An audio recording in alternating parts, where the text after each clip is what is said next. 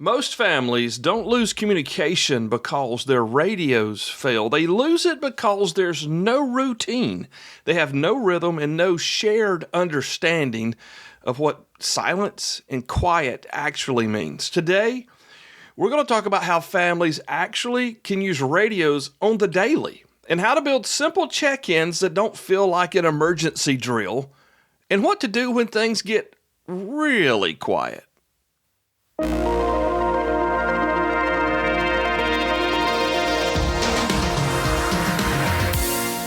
Hey, welcome back into the Prep Comms podcast. I am your host, Caleb Nelson, K4CDN, WRBR237. And if you're listening to this video, if you're listening to this podcast, whatever you want to call it, Merry Christmas and Happy New Year. And if you're in July or maybe it's September of 27, whatever, you have to know that today is the 16th of December, 2025. And this will be the final episode of this year for this show. I'm going to take the rest of the month off to collect my thoughts and get things going and making sure we're going the right way. But it's been a heck of a year, and I appreciate you being here. All right. So this is the 8th episode in the GMRS radio services. And this episode is going to kind of close the loop on some things I promised, especially in the beginning and then just last time here on the show. Now, we've talked about what GMRS really is. And we've talked about what it can really do and how the family can stay connected, how they can use the radios, how they can talk and how they can't talk and what buttons to press. We've gone through every bit of that. And if you've missed it, I encourage you to go back and check it out, because utilizing what we've taught over these last 7 episodes can teach you and your family how to stay calm and make clear and concise communications. So today we're going to finish up by talking about some routines, some check-ins, and what happens if and when it gets really quiet. All right? Because, if you know what to do in those situations, didn't want to come out, you're going to know how to communicate on the good days and the bad days. Now, most families, and I have found this here with the Family Connect system and the different things that we've done and are doing with the training and scaling here on the Prep Comms, is that most families think that communications plans and walkie-talkies and PDFs and whatnot, they're just for emergencies. It's only when the world ends do we think about an alternative means of communication. Like the people who lived through Hurricane Helene in Appalachia last year, they were thinking about communicating, although they probably had never really thought about it until everything was gone. Or maybe, the Bel Air fire in California. I'm sure those people probably never considered, hey, we're going to not be here, not going to have anything to come home to.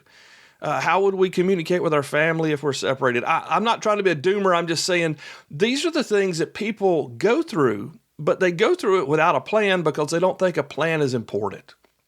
And I get it that on normal days, 99 out of 100, they're great. They're fine. You get up, you go to work, you have the commute, you listen to a podcast. Thank you. You drive home, you guys eat supper together. The kids get on their tablets, you get on the YouTube, and everybody goes to bed. And a lot of times, a lot of families, if they even have a backup means of communication, they'll only turn the radio on. They'll only turn the weather radio on. They'll only listen to their AM/FM radio when something is wrong. And then, the funny thing about that is you would think that like bringing in something to assist with the situation, you find out that because maybe you're not familiar or your wife's not familiar or your kids don't know what to do, those things actually become stress amplifiers. So instead of helping, they make it worse. That's why you have to have routines, because a routine will remove uncertainty. Trust me, dad with 5 kids, small business owner, lives 30 minutes away from everywhere. You need some routines. And I don't care if you live in a neighborhood that shares the parking lot with a Publix, you still need some routines, I promise. All right. What routines do for you and your family is they turn the, oh my gosh, what do I do? Into, oh yeah, this is what we always do. That'll keep your family steady, all right? So check-ins.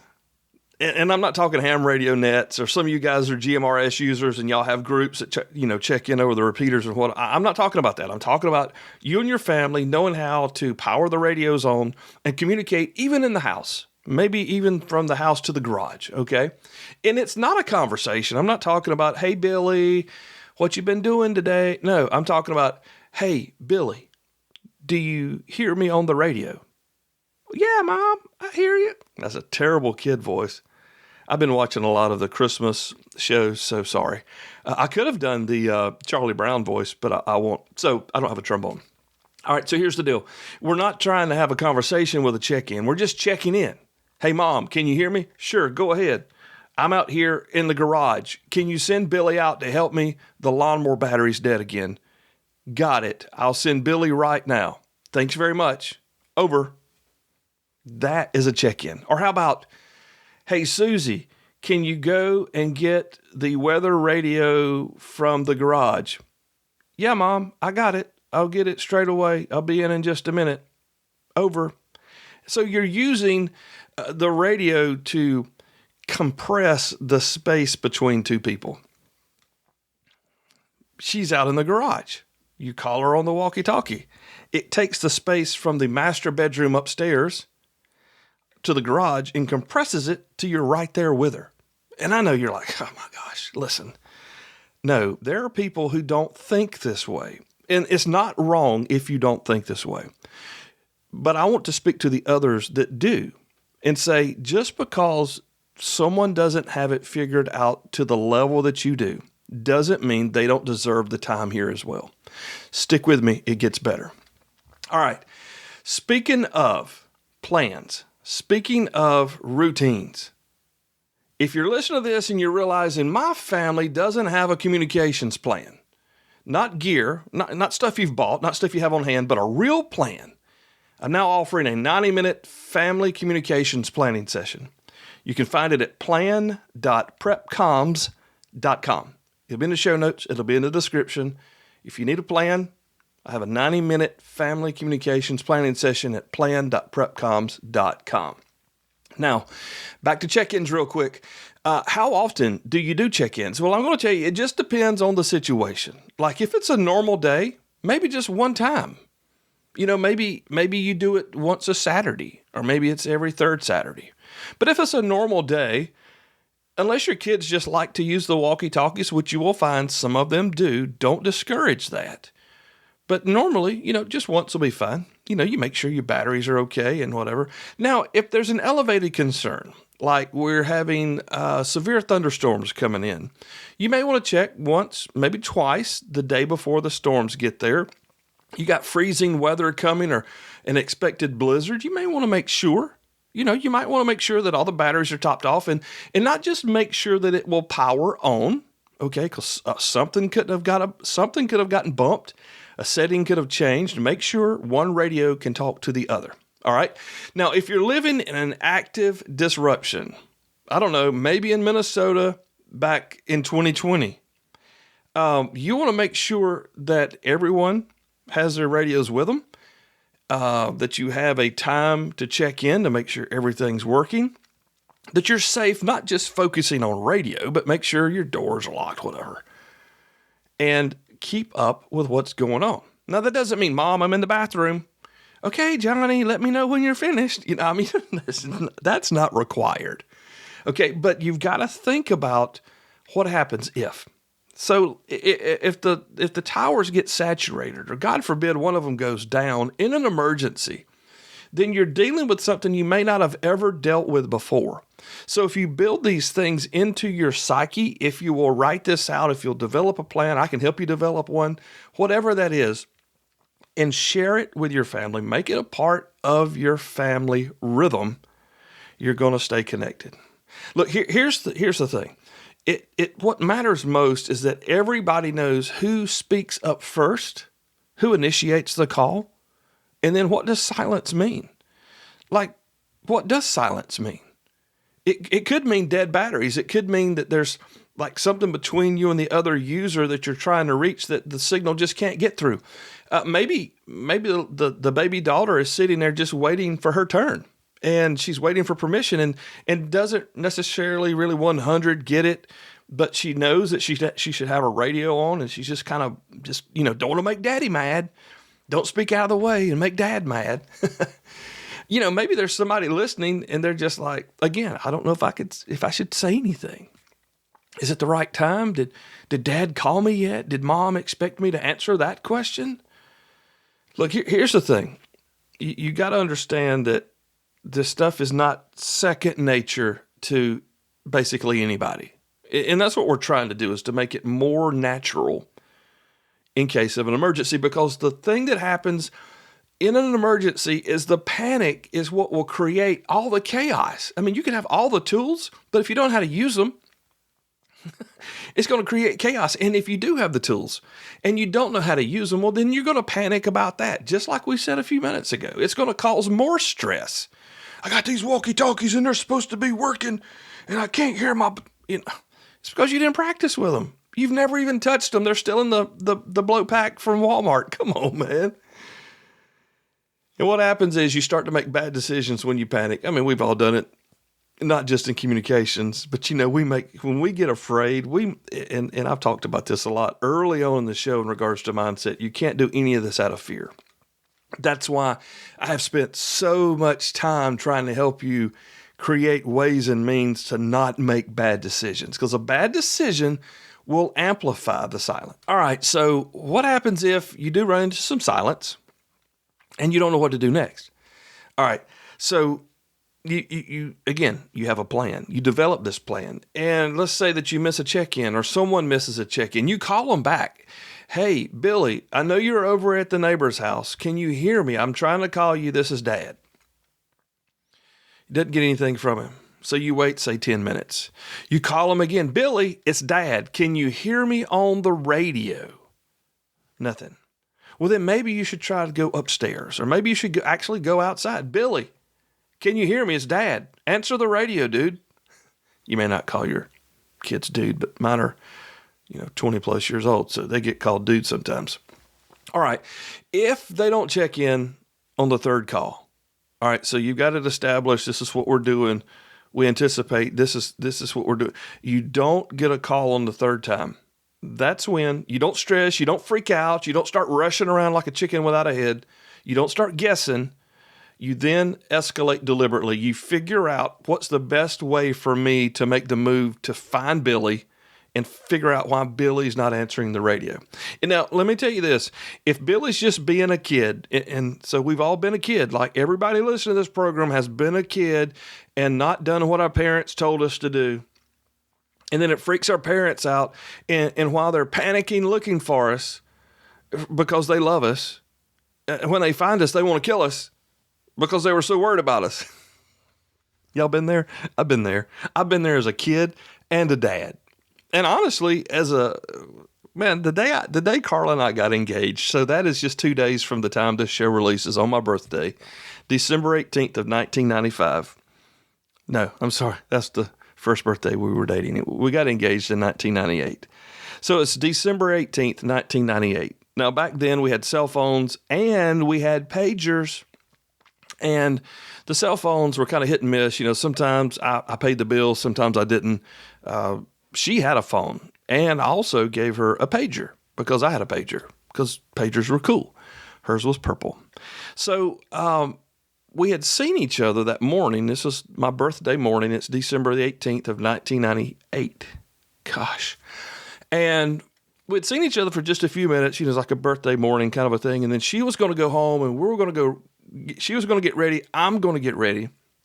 And then we're going to go to this really nice, our favorite, it's just, it's our place, right? We're going to the steakhouse in town, the Peddler in Spartanburg. It's like the nicest thing we have, and it's fantastic. Still is.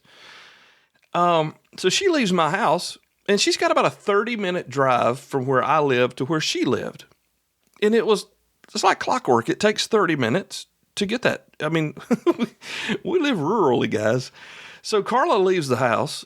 And about 30 minutes later, I start calling her phone. In her house, her home phone number, no answer, no answer, no answer. So then I call her cell phone. No answer, no answer. And I'm concerned about her because she should have been there, and there was something I needed to tell her, and she had no idea I had a diamond in my pocket that was burning a hole in my britches leg.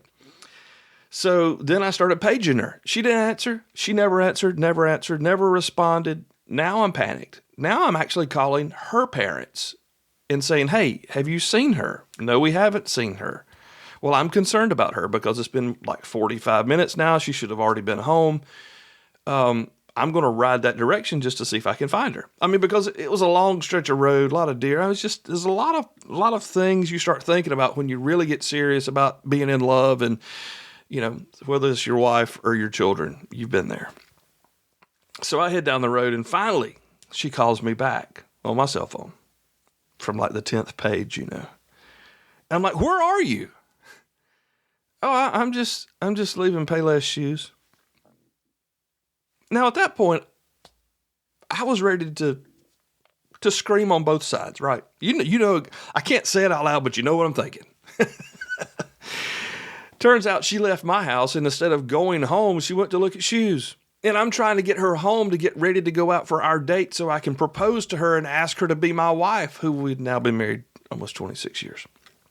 Yeah. Why am I saying that? It's because sometimes the silence can make you crazy, right? She was 18 years old? She wasn't, was she 18 or 20? She was 21 at this point. She was 21 years old. And she really wasn't thinking, oh, I need to keep my pager on me in case Kel calls me. You know, she wasn't. I was in the fire service. I'd already seen all the bad stuff. You know, when you start seeing this stuff every day, man, it just follows you around. So I went out there on a limb, but here's the thing. I tried this. I tried that. I tried this. I tried that. And then finally I moved. And about a third of the way to her house, 10 minutes into the drive, she calls me back. Oh, I just went to look at some shoes. Yeah. I'm like, well, I'm glad you're okay. I'll see you in a little bit. And hung up on her. You guys are laughing because you've done it too. So I'm going to stop there. But that's a true story from 1998. God bless her. Gosh, she's the best. She'll never hear this, but y'all, she is the best. Okay, so going back to why we're actually here, GMRS radio is one of the, if not the best answers to your family's communication solutions, if that's where you want to stop. Because it does what it's supposed to do. It gives your family a local, now hear me, this isn't one of those walkie-talkies you see on Facebook and there's, you know, talk across the country with unlimited use, no payments ever, and all this garbage. That's bull, okay? Those don't work like they say they're going to work if you take the SIM card out of it, okay? It won't work anymore like it says it will because it's basically a Nextel radio, which is a push-to-talk cell phone. All right, but GMRS can give your family local, reliable communications when the phones are working good and when the phones aren't working good. And if you pair it with a good plan, if you develop good habits in your family, you're not going to panic, okay? You're not going to lose it. It's not going to crash. Things are going to continue to work. And if you will build some routines and some practice check-ins, if you will think through the potential of the silence that you might run into, GMRS will serve your family very, very well. Now, that doesn't mean it's going to answer every single problem, but it will help you if you run into some hiccups. All right? Again, if you need some help mapping this stuff out from your family, instead of just guessing or trying to figure it out through these episodes or maybe just watching a ton of videos or whatever on YouTube, let me know. You can contact me at plan.prepcoms.com and we'll book you a planning session together. All right, I'm going to go for now. Again, this is it for this year. God bless you guys. I hope you have a fantastic Christmas holiday with your family. I hope your new year brings you the things you've wished and desired. I hope that you enjoy happiness, peace, and health throughout the end of this into the next year. Guys, I'm Caleb. This has been the Prep Comms Podcast. My call sign is K4CDN and WRBR 237. I will see you in the new year. And until then, God bless. 73.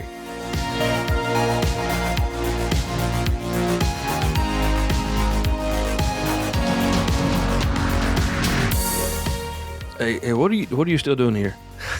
Now, before you go, I got one final thought, okay? GMRS is going to do what it's supposed to do. It's family radio, okay? And it'll give you and your family a way to connect. It's dependable, and you can stay connected, even like I said a moment ago, when the phones don't cooperate.